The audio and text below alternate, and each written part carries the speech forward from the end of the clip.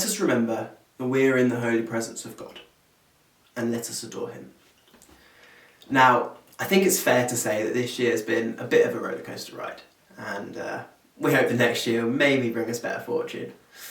And I think with that fortune really has to come hope. But sometimes having hope just isn't enough. Having hope requires an optimistic attitude, and after this year, I for one, I'm not too sure I've got much of that hope left. But where does that leave us?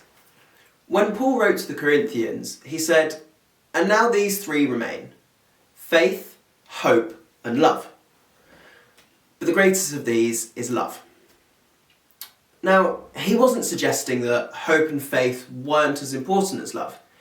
Each of these three definitely have their place in our lives, and one can't be substituted out for another.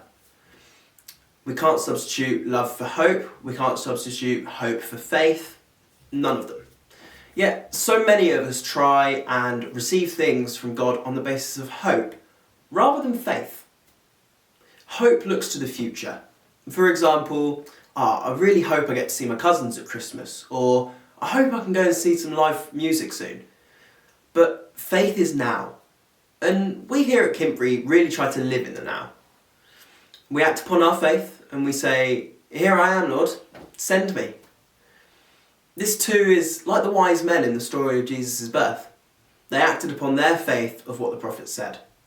They said that the Messiah would be born in Bethlehem, and they hoped that this would lead them there. They eventually delivered their gifts to Jesus, showing us that their act of faith and hope led them to greatness. So, as opposed to trying to receive things from God on the basis of hope rather than faith, this Advent, let us try to receive things from God with faith and hope as one. This will eventually lead us to greatness in our future. Hope gives us the courage to try and overcome challenging obstacles. We hope that those who are being persecuted will eventually be free. But we must incorporate our faith that we have to fully give and receive the gift of God into our lives and into others.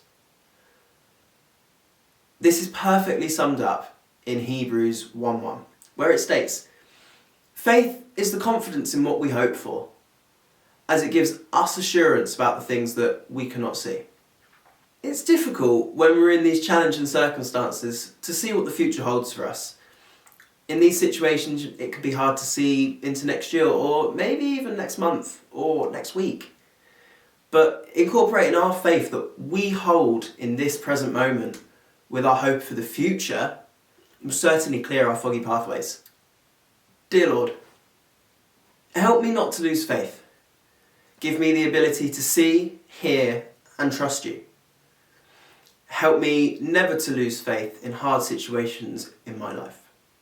Please let me know that you're always with me, that you care about me, and that you support me. Don't let me hesitate, but make me stay strong in my faith. Amen.